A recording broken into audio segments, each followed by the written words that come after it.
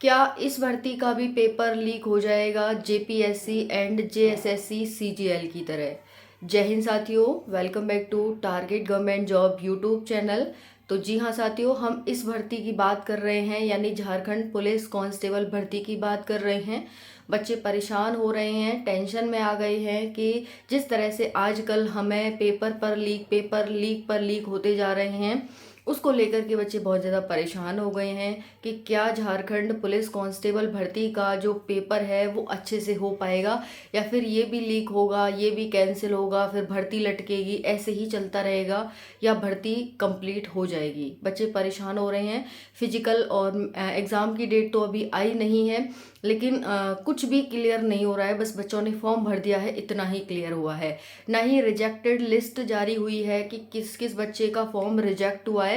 तो पहले मैं आपको बता देती हूँ कि आपका फॉर्म रिजेक्ट तभी होगा जब आपका पेमेंट नहीं कटा होगा, अदरवाइज़ आपका फॉर्म रिजेक्ट होने के बहुत ही कम चांस हैं।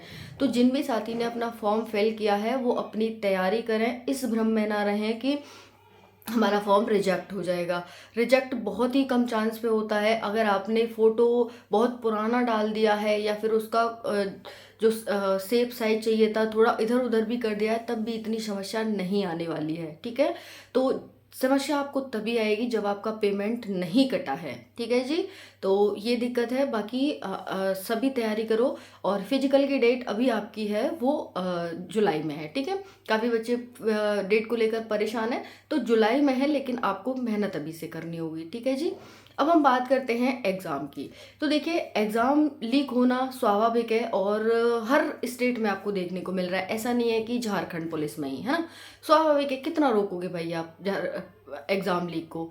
तो अब आप ये परेशान हो रहे हैं कि अगर ऐसे ही लीक होता रहा तो पढ़ने वाले बच्चों का सिलेक्शन कैसे होगा? ऑब्वियसली पढ़ने वाला बच्चा तो पढ़ करके 70%, क्योंकि कंपटीशन है, 80% ही ला सकता है, लेकिन जो चीटिंग करके लाएगा वो तो पूरा 100% ले आएगा। अब सिलेक्शन किसका होगा? चूंकि कंपटीशन है तो जिसके ज़्यादा मार्क्स होंगे उसका सिलेक्शन होगा। तो इसमें इसीलिए बच्चे परेशान होते हैं।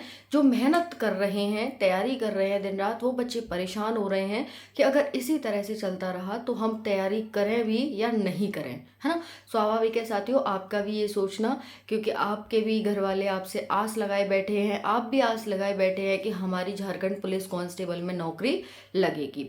लेकिन जिस तरह से आपने देखा, JPSC Jharkhand public service commission का एग्ज़ाम, सीजीएल का एग्ज़ाम, बीपीएससी का एग्ज़ाम, यूपी पुलिस कांस्टेबल का एग्ज़ाम और भी अन्य एग्ज़ाम लीक पर लीक होते जा रहे हैं, है ना।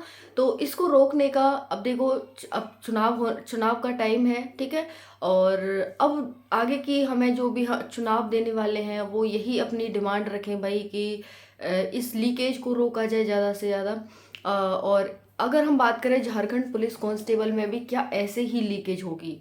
तो साथियों, लीकेज तो होती ही है, बस ये है कि कहीं कोई कम और कहीं कोई ज़्यादा होती है। अब ये हो रहा है कि मीडिया एकदम स्वतंत्र रूप से कार्य कर रही है, सरकार के अंडर नहीं है, जो भी न्यूज़ होती है वो एकदम सामने आ जाती है। बाकी सरकार जो भी हो, मैं सरकार का पक्ष नहीं ले रही, बाकी सरकार होती हैं वो क्या कर देती है, मीडिया को दबा के रखती हैं, तो मीडिया कोई भी न्यूज़ बाहर नहीं ला पाती है। बस इतना ही हो रहा है, इससे ज़्यादा कुछ नहीं हो रहा है। बाकी लीकेज तो हमेशा से ही होती है, और फिक्सिंग, है ना, लीकेज मतलब फिक्सिंग ही तो है एक तरह से।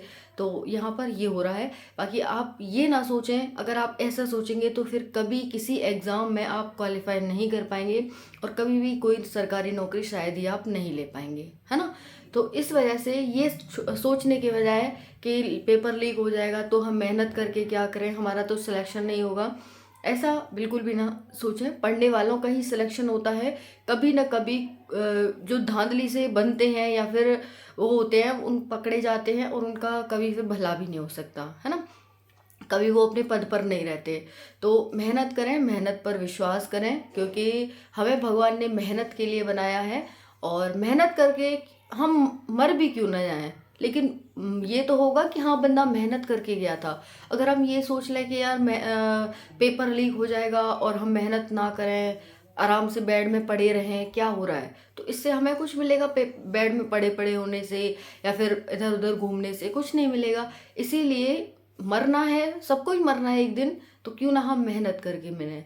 तो भगवान भी हमें शाबाशी देगा कि हाँ, बंदे ने कुछ किया था, जो आगे का भविष्य होगा वो हमारा उज्जवल होगा। ठीक है, कहने वाली बात नहीं है बट ऐसा ही रियलिटी है। बहुत सारे लोग परेशानियों से, दिक्कतों से घबरा जाते हैं, तो आपके लिए एक तरह से मोटिवेशन का काम कर सकती है ये वीडियो कि भाई आप लोग घबराए नहीं। समस्याएं, चुनौतियां आएंगी, हम जब आगे बढ़ते हैं तो हमारी टांग खींचने वाले बहुत होते हैं। तो आपको भी यही कि भाई अगर पेपर लीक हो गया तो तुम्हारा क्या होगा कालिया, है ना। तो कुछ नहीं होगा, सब अच्छा होगा। मेहनत की हमेशा से जीत होती आई है और सत्य की विजय होती आई है और अब भी होगी।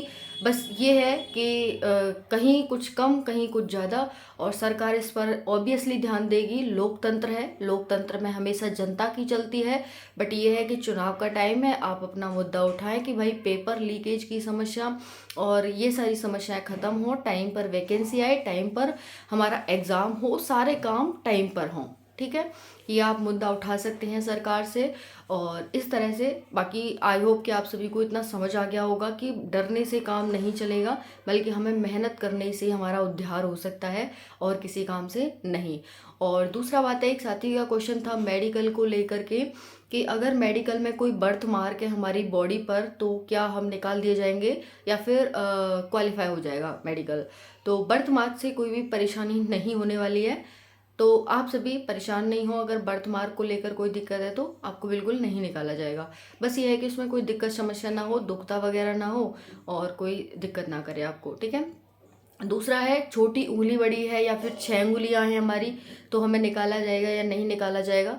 तो 6 उंगलियों से भी कोई समस्या नहीं आने वाली है आप सभी को, और छोटी बड़ी हैं उससे भी कोई समस्या नहीं आने वाली। ठीक है जी, तो समस्या नहीं आने वाली, बस आपकी बॉडी में कोई दिक्कत ना हो, मेन उद्देश्य होता है। क्योंकि 6 उंगलियां तो भगवान ने बनाई है ना, इंसान कौन होता है उसे डिनाई करने वाला कि नहीं भाई तेरी 6 उंगलियां तुझे निकाल देंगे।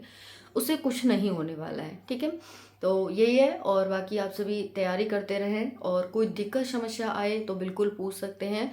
फिजिकल डेट आपकी जुलाई में ही है और जहाँ तक है ये भर्ती अच्छे से कंप्लीट कराई जाएगी और इसमें कोई दिक्कत समस्या नहीं आने वाली है। बस यही है साथियों, देखो सरकार तो पेपर लीक करती नहीं है ना। लीक कौन करता है? हम जैसे ही। अब ठीक है, बट सरकार कानून बना सकती है कि पेपर लीक करने वाले को मतलब बहुत कड़ी सजा मिलेगी। तो इस तरह से कानून के माध्यम से डराया जा सकता है, तो शायद ये लीक करने की समस्या खत्म हो जाए, है ना। बाकी हर जगह, हर कदम पर तो सरकार नहीं देखेगी। सरकार तो, और जो कर्मचारी हैं वो तो हमसे ही मिल करके बने हुए हैं, और चाहे फिर वो प्रिंटर हो, चाहे फिर वो कोई अधिकारी हो, वो हमसे ही बनकर मिलकर बने हुए हैं। अब वही धांधली कर देते हैं तो इसमें हम सरकार को दोष देते हैं। बट हाँ, सरकार को कड़े कानून बनाने की ज़रूरत है। कहीं ना कहीं सरकार के ही जो कानून हैं उनमें लूप होल्स हैं और तभी ये इतनी सारी समस्याएं हमें देखने को मिल रही हैं। ठीक है, और बाकी फिजिकल की तैयारी करते रहें, अभी से स्टार्ट कर दें। सांस वगैरह फूलती है आपकी, तो सांस वगैरह के लिए बहुत ही अच्छा उपाय है कि आप रात को किशमिश गरा दें पानी में धो करके और सुबह उस पानी को पी लें दौड़ जाने से पहले, और किशमिशों को खा लें चबा चबा के अच्छे से, आपकी सांस नहीं फूलेगी। और मुंह खोल के सांस बिल्कुल भी ना लें दौड़ते समय, बिल्कुल अच्छी होगी आपकी रनिंग अच्छी हो जाएगी। ठीक है, और दूसरा हम बात करते हैं एग्ज़ाम को लेकर के। तो सिलेबस पर मैंने वीडियो बना दिया आप सभी की, सिलेबस पर जाइए, वीडियो देख लीजिए। और किस सब्जेक्ट से कितने क्वेश्चंस आते हैं, कितने क्वेश्चंस पूछे जाते हैं, कौन कौन से सब्जेक्ट आपके स्कोरिंग है। और नेगेटिव मार्किंग को भी लेकर काफ़ी बच्चों को समस्या आ रही है कि पेपर 1 में नेगेटिव मार्किंग नहीं है। पता नहीं उन्होंने कहाँ देख लिया कि पेपर 1 में नेगेटिव मार्किंग नहीं है, जबकि पेपर 1 में 1/3 की नेगेटिव मार्किंग है। सेम पेपर 1 में है और सेम पेपर 2 में है। ठीक है, सब कुछ सेम ही है, 2 घंटे का time, MCQ questions, offline paper, etcetera etcetera. ठीक है, तो नेगेटिव मार्किंग है, बिल्कुल भी भ्रम में मत रहना। क्या क्या पढ़ना है, कैसे कैसे पढ़ना है, सब कुछ चैनल पर पढ़ा हुआ है, इजीली आप सिलेक्शन ले सकते हैं। वीडियोस देख लो भाई टाइम रहते, बिल्कुल भी ढिलाई मत दो। और रोज़ रात 9 बजे इसी चैनल पर GK GS की और हिंदी की क्लास चलती है। आप सभी GK GS और हिंदी की क्लास को डेली लीजिए। और GK की क्लास हमारी जल्दी ही इस चैनल पर आएगी, जो कि झारखंड GK की होगी, है ना। करंट अफेयर इतना महत्व नहीं रखता है इस भर्ती में, तो करंट अफेयर पर ज़्यादा कमांड ना करें। बाकी झारखंड GK, हिस्ट्री, पॉलिटी और ज्योग्राफी पे ज़्यादा कमांड करिए, है ना। और हिंदी तो हमारा मेन सब्जेक्ट है ही, वो तो हमारा सिलेक्शन कराएगा ही कराएगा। तो ये इन्फॉर्मेशन थी। और बाकी जो भी एसएससी जीडी के साथी हैं वो भी रोज़ रात 9 बजे वाली क्लास को ले सकते हैं। उसमें हिस्ट्री, पॉलिटी और ज्योग्राफी आपके लिए कराई जा रही है, साइंस भी कराई जाती है उसमें, तो मोस्ट इम्पॉर्टेंट है। ठीक है जी, तो करते रहें तैयारी। और जैसे ही रिजेक्टेड लिस्ट जारी होगी मैं आपको बताऊंगी। अभी रिजेक्टेड लिस्ट की कोई भी लिस्ट नहीं आई है ना, तो परेशान ना हो उसको लेकर के। बाकी मैंने जेएसएससी वेबसाइट पर जाकर आप अपना फॉर्म स्टेटस चेक कर सकते हैं। कोई दिक्कत समस्या है कि हमने अपने फॉर्म में क्या भरा है, कैसे भरा है, वो आप चेक कर सकते हैं। ठीक है जी, धन्यवाद, जय हिंद।